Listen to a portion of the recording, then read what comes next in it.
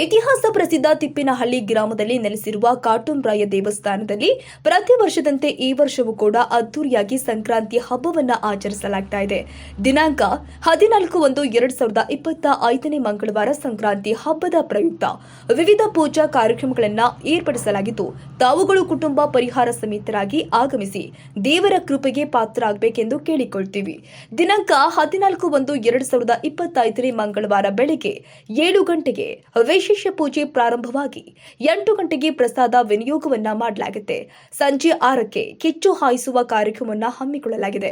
ಈ ವಿಶೇಷ ದಿನದಂದು ಕೇಳಿದ್ದನ್ನ ಕರುಣಿಸುವ ಗಂಗಾಧರೇಶ್ವರ ಅರ್ಥಾತ್ ಈಶ್ವರನ ಪ್ರತಿರೂಪವಾದ ಕಾಟುಂರಾಯ ದೇವರ ದರ್ಶನ ಪಡೆದು ದೇವರ ವರಪ್ರಸಾದ ಸ್ವೀಕರಿಸಿ ಕಾರ್ಯಕ್ರಮವನ್ನು ಯಶಸ್ವಿಗೊಳಿಸಬೇಕು ಅಂತ ತಮ್ಮಲ್ಲಿ ಸವಿನಯದಿಂದ ಕೇಳಿಕೊಳ್ತಾ ಇದ್ದೇವೆ. ಈ ಕಾರ್ಯಕ್ರಮಕ್ಕೆ ಬಂದಂತಹ ಭಕ್ತಾದಿಗಳಿಗೆ ಎಳ್ಳು ಬೆಲ್ಲ ಕಬ್ಬಿನ ಜೆಲೆಯನ್ನ ನೀಡಿ ಸಿಹಿಯನ್ನ ಹಂಚಲಾಗುತ್ತೆ.